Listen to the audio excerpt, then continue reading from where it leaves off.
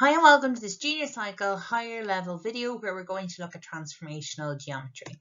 So transformation is a change to an object. And in this video, we're going to look at some transformations. So the ones in particular, we're going to look at our translations, axial symmetry, central symmetry, and rotational symmetry. We're also going to look at axis of symmetry as part of our axial symmetry. So let's talk about a transformation. So a transformation is simply a change. So this is the letter A that's drawn on a plane. A plane is a two-dimensional object where a two-dimensional surface. So if you're working in class, it might be a copy, it could be the whiteboard, and for now it's the screen. So this is A, and we call this the original, the object. So I can transform this in a few different ways. So this is where A has been moved or changed in some way. So each of these changes, they're called the image. So the object is the original, and then the images are the changed. So the three A's on the right, these are all images of the original object, and they're all examples of a change, a transformation. So there's my original object and three images, and these are all examples of different transformations. By the end of the video, you should be able to come back and figure out which transformation has made those changes. So let's start our first transformation, which is called a translation. Now, you might be very familiar with translation between languages, but a translation in maths is a simple moving.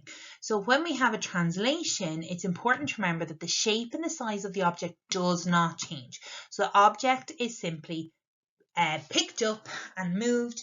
There is no change to the size of it, the shape of it, and there's also no turning or rotation. So that's the second piece to remember. So there is no turning or rotation. So it's simply lifted and placed in a slightly different. So here's an object. So that's a rectangle. And which of these is going to show a translation? So we have A, B, C, or D. So think about which one best shows a translation, remembering that a translation is a movement. There is no change to the size or the shape of the original object, and there is no rotation. So it is not A. A is a rotation, so we know that that is not going to work. B is a translation because B is kept the same size, the same shape, but is simply moved to a different place. It is not C because C has a rotation of sorts, as does D. So let's take a look at how we might be instructed to do a translation. So translations can often be done on a coordinate grid. So here I have my X and Y axis. You can see that I have this lovely red square. And I want to move this square right 4 squares. So the best thing to do when you're moving a full object is to pick a point. So this is the point I'm going to pick. It's the point 4, 6. I want to move this right 4 squares and in turn bring the whole shape with me. So if I move that right 4 squares, it ends up here, which then moves my lovely red square across in the exact same way. So this is my new position. Let's take another shape. So here is my cross, and I want to move this up 5 squares. So what I do is I pick a point. It can be any point at all. It has to be a vertex, so a corner. I'm going to pick this one. I'm going to move that up 5 spaces. That brings me up to here, and I shift the whole shape to match that point back up. So that's simply a movement up. If we take the square again, but this time we're given slightly more complex directions, we're asked to go right 4, then down 3. So again, I take a corner, I move right 4 spaces, down 3 spaces, and in turn move my whole shape until that vertex matches back up. You can move all 4 vertices in a case like this, or you can move as many as you need to see where it ends up. Here's a right angle triangle. I want to move this left 5 up 4. So I'm going to take the vertex here at the right angle and I'm going to move this left 5 spaces, up 4 spaces, and I'm going to shift my whole triangle the exact same way. So that's the first way that we can meet our translations. They can give us directions using the X and Y coordinates. Another way we could be given translations is using a line segment. So this if we weren't dealing with a coordinate grid. So a line segment like this with an arrow showing us the direction of movement is telling us to move the object the distance A to B and in that direction. So when we have a translation AB we know is just the way to say line. So if we wanted to make it a translation, we write it with an arrow on top. So here's how it would work. If I want to move A to B, I would use the translation here in orange. So that is, if we wanted to count boxes, we could say go across 4 boxes, up 2 boxes. But if there was no boxes, we would have to use that orange arrow as the instruction of how to move the object. So find the image of point X under the translation AB. So here I have the translation AB. Its instruction is to move this distance. So if I were working on a page, I would take out my ruler and I would measure this. That would tell me how far I need to move. And it's moving horizontally to the right. So my X would move the same distance horizontally to the right. And it will become X prime or X dash. All that means is it's the image of the point X. When we deal with our transformations in general, often we're left with lots of new points, and rather than trying to find new names, we give them the name of the original point with a little dash, just so we can think of it as the pair. So it's not X, but it's the image of X, so X dash. So here's another example. We want to move this A using the translation XY. So first thing I'm going to do when I have more than just a point to move, I'm going to make my shape a series of points. I'm actually going to do this in a slightly different color, so you can see it better. So that's an important point there, here, here, and here. And I'm going to move each of those points the distance X to Y. Again, if this was on a page, I'd be measuring X to Y and seeing the length of that line. And I move it horizontally to the right. So there's one movement, another, and there's all my points, and I would connect them. So when I connect them, I end up there. So as I move my points, I'm putting in new points here. And I'm simply moving my shape across. What that does is it keeps the shape during the movement. So when we were using squares, taking one point was sufficient, but when we have no squares, when we're working on plain white paper and we want to do a translation, we need to break the shape down into multiple points. So let's talk about axis of symmetry. So hopefully you've met the word axis before. It's just a fancy mathematical term for line. So a line of symmetry. So most students meet line of symmetry back in primary school. So all we've done is we have changed the name slightly. So if you can draw a line down the center of a shape and get 2 identical pieces, it's called symmetrical. Now, more so than just even them being identical, they have to fold onto themselves. So think back to the paintings you would have done in primary school where you might painted half a butterfly and then closed your page. So each side is a mirror image of the other. So here are some examples. You can see that all of these have a vertical line of symmetry through them. You can see that the left-hand side and the right-hand side are mirrored, so they would fold exactly onto each other. So some shapes can have more than one axis of symmetry and some have no axis of symmetry. So if there's more than one axis of symmetry, it means there's more than one line that you can draw to get identical pieces. So here's some examples. So the first one we have there is an equilateral triangle, and it has 3 axes of symmetry. Then we have a square, and a square has 4 axes of symmetry.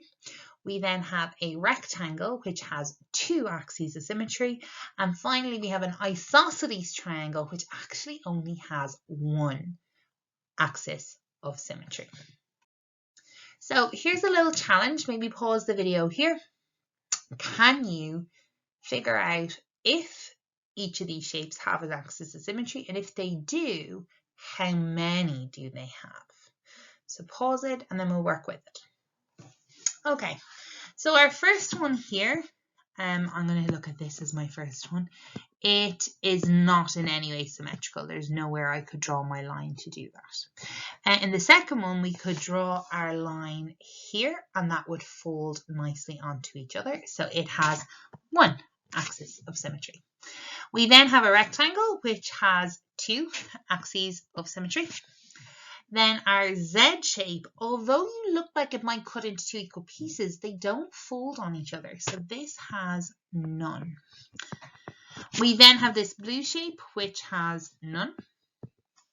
And the L shape also has none. Here's another go if you want to pause it and see, can you figure out how many axes of symmetry each of these shapes has? Okay, so our first one here has no axes of symmetry. This second one here, no axes of symmetry. Our cross has, but how many does it have? If you said 2, you're not quite right. We have actually 4 because you can cut it through the diagonals as well. So this actually has 4 axes of symmetry. We then have the blue C, and it has 1. Sorry, I'll do the yellow one first. It has 1, and the blue has 1 as well. And finally, our T has 1 across here. So hopefully you got those right. Be careful of shapes that have more, like the cross there. The first 2 are quite obvious, but often the second 2 are forgotten. So when we talk about axial symmetry, what that means is symmetry through an axis, which is a line. So basically think of this one as our mirroring. So here I have my original shape on the left, which is my object, and I have an image on the right. And we have what is called our axis or our mirror line. So notice how the image is reversed. It's a mirror image. So think about when you look in the mirror, if you had writing on your t-shirt, for example, that writing will be reversed in the mirror. So here is a triangle. So axial symmetry is reflection. So here is a reflection across the axis. Here is the reflection the y-axis. So let's take a look if we go back to our coordinate grid. A lot of this will tie into working with our coordinate grid. If you want to have some practice on these types of questions, I've linked a workbook of questions in the description below. So here's my point A, and we want to reflect that point under axial symmetry and the x-axis. So the x-axis is acting like a mirror. So we go down to the x-axis and we see there's 4 boxes down. And then to go the other side, we go 4 more boxes. Just be careful. Sometimes when we label our axes, it makes it look like it's not balanced. So if you look at this, you think, oh, are there both 4 boxes? Because of the way the writing is under the x-axis. So just be careful with that. This is our new point. Because this point is an image of A, we call this A dash or A prime. So if we want to work across the y-axis, so here's my point A again, we want to reflect this under axial symmetry in the y-axis. Remember, axial symmetry is that mirroring. The y-axis is acting like a mirror. So the first thing I see is how far am I going to the y-axis, and we're going 3, and then I'm going 3 the other side, and that is where my point ends up. It is A prime. So what if we had a shape? So here is a shape. It is a triangle, and specifically an isosceles triangle. And we want to reflect the triangle ABC under axial symmetry in the x-axis. Okay, so what we need to do in this case is we need to break down our object into a series of points or vertices. So let's work with A, B, and C and measure each of them to the x-axis and then bring them the other side. And we end up with 3 points. Our 3 points are A dash, B dash, and C dash. and it creates this beautiful mirror image. Think of that x-axis acting like a mirror. So we end up having our shape flipped. This is something we can't see when we're working with an individual point, but with the shape, it's really clear how it's being flipped upside down. So what if we take a different triangle? So in this case, we have triangle ABC, which is a right angle triangle, and we want to reflect this through the y-axis. So I take each of my points. Again, you can really see clearly in this example how easy it will be to think that you need to go a box more because the numbers are kind of in our way, but we don't. So just be careful. We measure to C and we draw our lovely triangle. So central symmetry is one of the trickiest things that we do under transformations. We're going to work through an example to get a sense of how this works. So draw the image of the shape shown under central symmetry through point A and point B.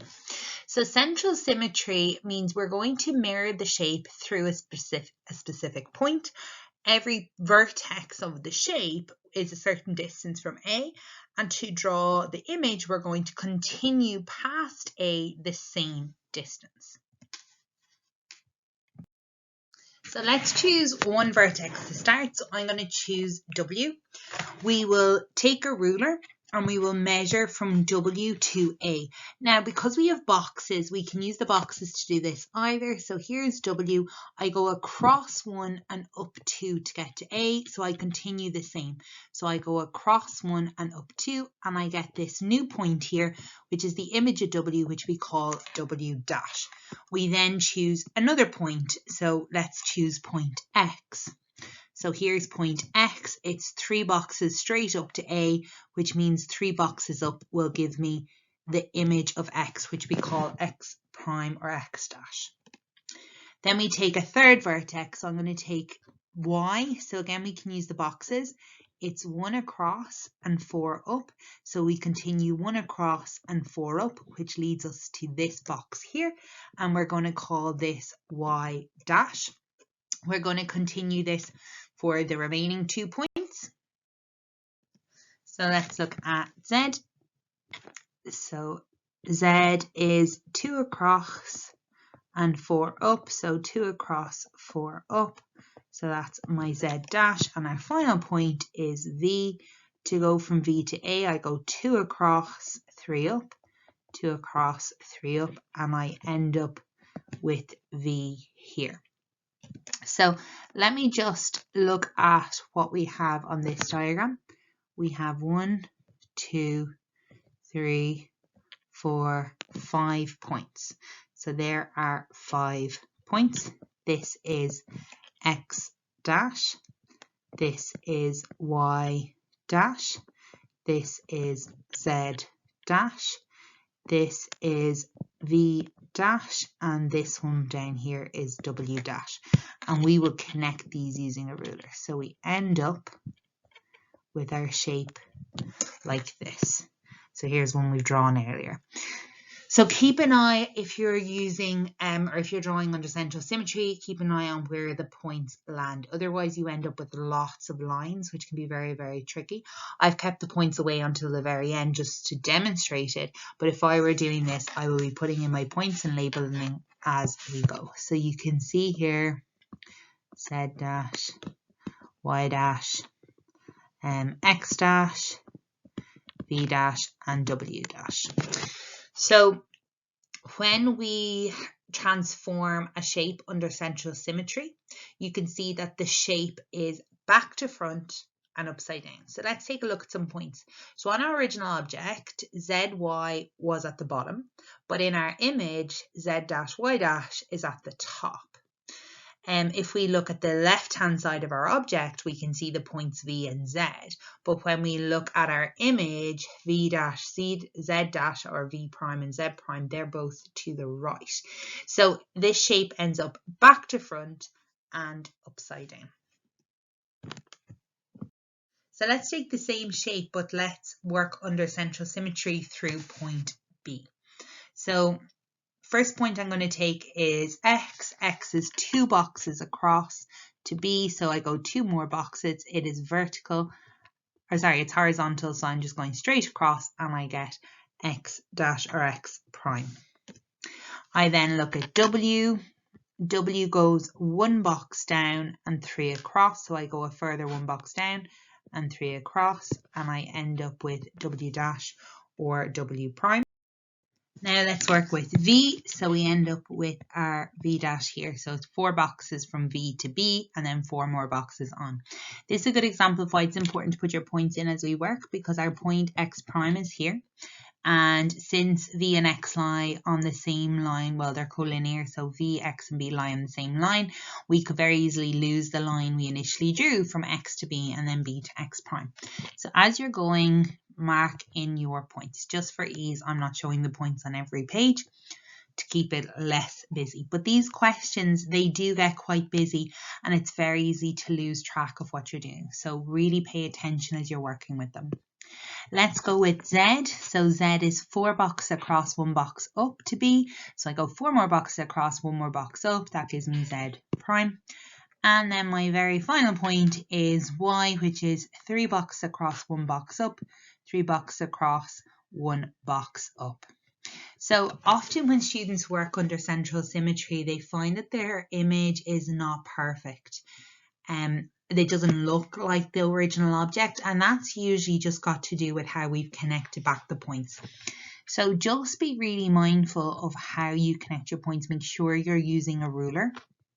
So here are X prime, V prime, W prime, and that, oh sorry, I think I labeled that wrong. That was Y prime, and then this one here, Z prime. So when we connect these, let me just change my color so we can see it. So we go Z to Y, Z to V, V to W, W to X, and X to Y. So we end up with the shape, and just like we discussed, this is going to be back to front and also upside down. So here's what it will look like if drawn with a ruler, which you have to do. So this is our final transformation, and it is rotation. So rotation occurs when an object is turned around a fixed point. So there's 3 things that we need to be able to work with and we need to be able to know, and that is the angle of rotation. So think of a half turn, about 180 degrees, a quarter turn, 90 degrees, a 3/4 turn, 270 degrees. We need to know the direction of the rotation. So is it clockwise or is it anti-clockwise? And we need to know what's called the center of rotation. So this is the fixed point about which an object moves. So most students are able to understand the idea of a rotation because the shape is turned, but it's how that it's turned is the most important thing to understand. So we're going to do a bit of practice on these. I have attached some exam style questions for you to try in the description below. If you want to print those out, there's 2 lovely rotation questions at the end where you can draw these yourself.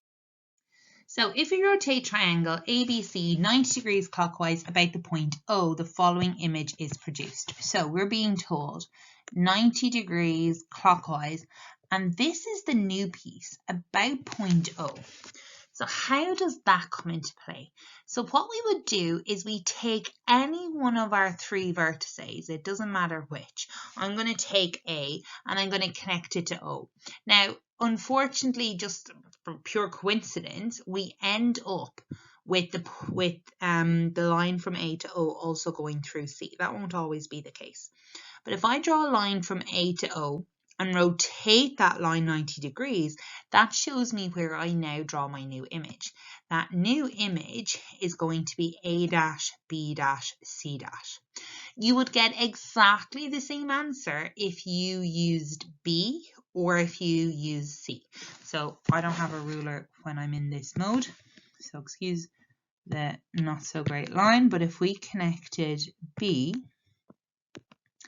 to O, and rotated 90 degrees, we'd still end up at B dash. So every point is joined to O, and then that line is rotated 90 degrees. And that's what we mean about a specific point. So it's really important that we're able to draw this.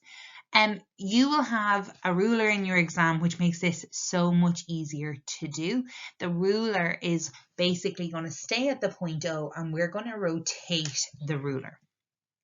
So it is important to note that these triangles are identical. So we would say that the image is congruent. So it's both the same shape and the same size as our original angle, or our original triangle, ABC. So the center of rotation can be inside the shape as well. For a shape, again, we would break it down into vertices, and we would take each vertex back to O and rotate the line 90 degrees or 180 degrees, whatever we're being told to do.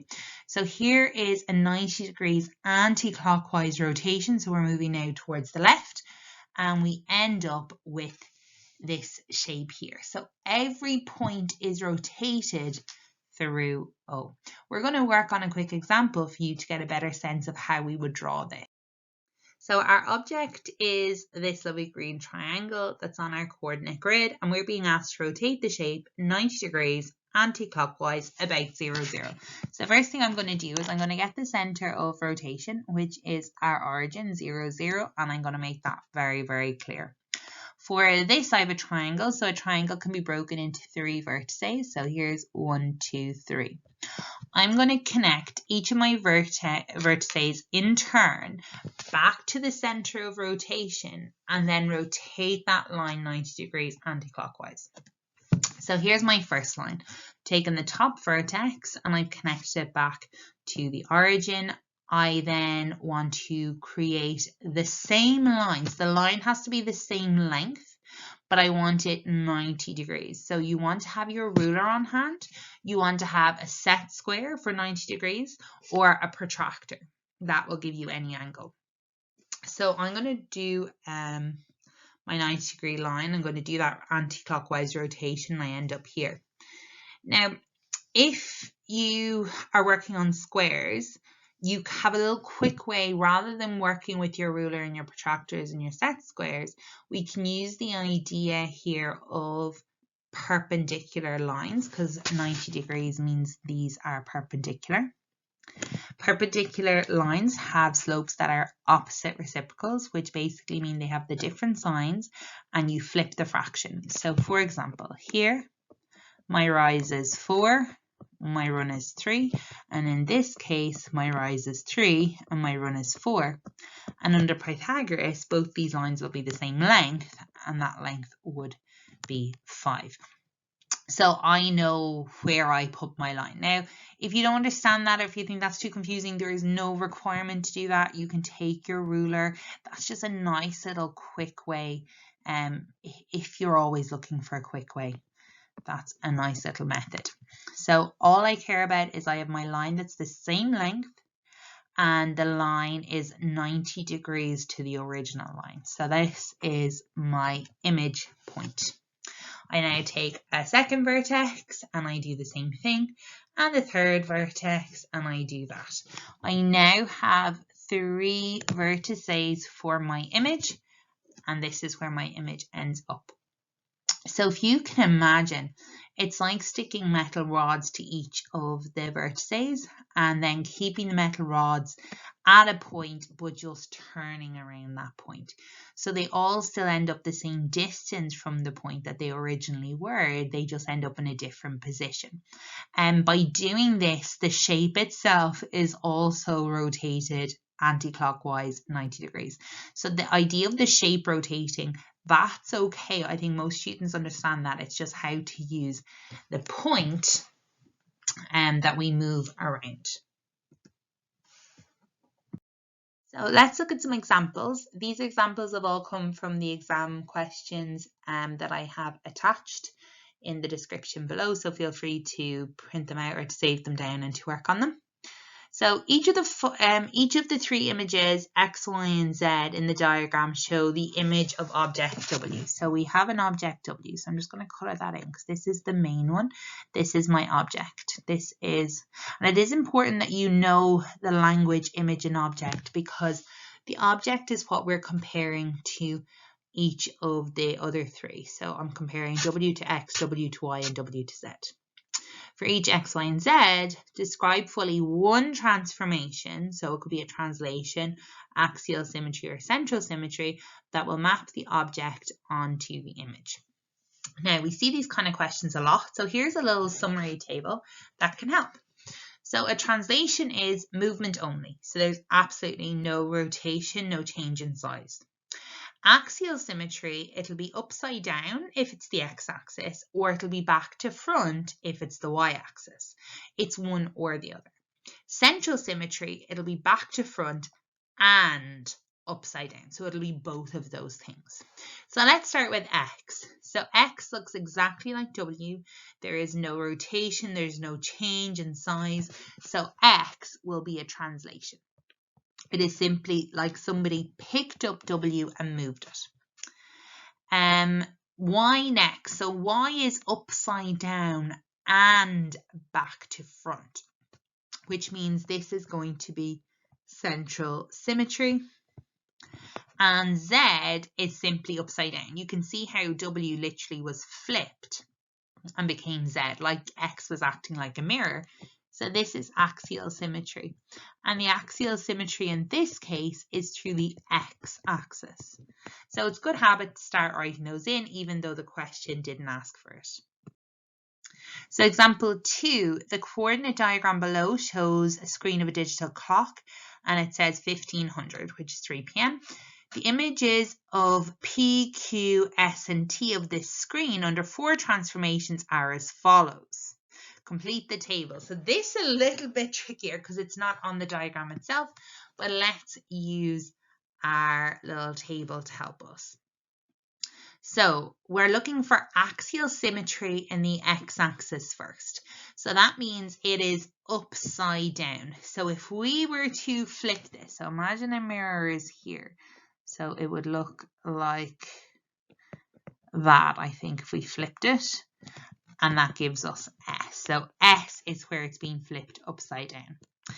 Axial symmetry in the y-axis. So here is my mirror. So the new shape is here. So I'm going to end up. So it's going to look like that, I think, or something close to it. Do we have something close to that? Yeah, we do. That is T. Okay, so then we have a translation. So which of these looks exactly the same? And the answer is P. By process of elimination, we have Q as central symmetry through the origin. So it would end up here. So does that line up with what we think in our table? So is Q back to front and upside down? And the answer is yes, it is both back to front and upside down. So example 3 is very similar to the last 2 examples we did, but there is one little trick to it. So each of the 4 diagrams A, B, C, and D show the object in figure 1, which is an F, and its image under a transformation. For each A, B, C, and D, state one transformation, either a translation, axial symmetry, or central symmetry, that will map the object onto its image. So let's take our little table and let's work through them. So A, it is not axial symmetry, because if I drew my axis there, it will not fold on top of itself. So it is upside down, but it's also back to front, which means that it is central symmetry. So you can be asked to draw these as well, but most of the questions we've seen have been to actually just identify them. So if you can identify them, then you're halfway to being able to draw them as well. B, if I drew in my line here, it is a direct mirror image. So this is axial symmetry. F, there's absolutely no change. It looks exactly the same. So that's a translation. Now, the little tricky part in this question is part D. So if you want to pause the video for a second and make a guess, it is one of the 3 we've already used, but which one? Okay, so if you said axial symmetry, you were correct. If we put the line here, And this is kind of why it's tricky. We spend a lot of time working with the vertical and horizontal lines, but here we want to have a line that exactly cuts the shape. And think of the shape as the F and the image of F. Let's cut that shape in half. Think of your axis of symmetry. So it is axial symmetry through the line that we've drawn above. Okay, final example.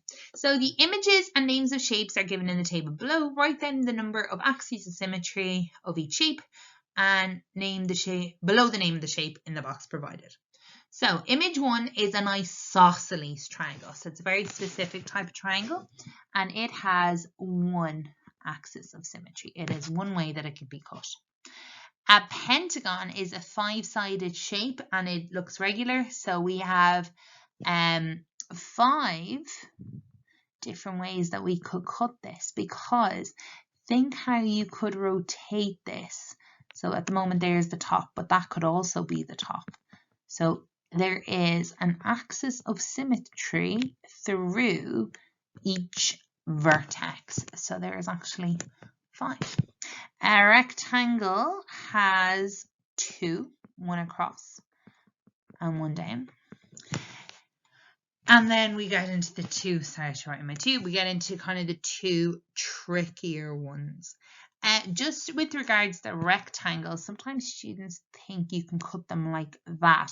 Now, although it makes 2 identical pieces, they don't fold onto each other. And that's a big thing about the axis of symmetry, that you're basically cutting it so you have 2 symmetrical pieces. So would this line match that line if they folded? And the answer is no. So there is only 2 in a rectangle. So a parallelogram. How might we do that? So what's interesting to note about a parallelogram is we have an obtuse angle, an acute angle, and an acute angle, and an obtuse angle. So when we fold it, it has to fold onto itself. So I cannot, so some things I've seen students try to do is try to cut it like this. Oh, try again. So try to cut it like that. Now, if I were to do that, although the lines line up, the angles don't. So this obtuse angle doesn't match the acute angle, so that won't work. So then an obvious option would be, well, then I'd cut it here, but we kind of get the same issue we had in the rectangle. Unless it's a rhombus, this side is not going to match this side. So that's not going to work. So how many axes of symmetry does a parallelogram have? So it actually has none. This is something the students find really difficult to believe, but there is actually none. It doesn't have a vertical line, it doesn't have a horizontal line, it doesn't have a diagonal line. Remember, what we're trying to do is fold the shape along that line so it exactly matches. The only type of parallelogram that will have an axis of symmetry, and that will be the diagonal one, is a rhombus. So a rhombus is a parallelogram where all the sides are the same length. We haven't been told that. If they wanted us to know that that was a rhombus, they would have given us like sides like that. But since there is no indication, we have to treat this as a parallelogram with no equal sides. Our last answer, or our last question, is about the circle. So how many axes of symmetry does a circle have? So I suppose you could cut it anywhere as long as the line goes through the center. And you will keep doing this and doing this and doing this. And the answer is it has an infinite number. It can be cut in an infinite number of ways as long as the line is a diameter, as long as that line goes through that center of the circle. As I said earlier, there are some exam questions for you to try in, and they're linked in the description below.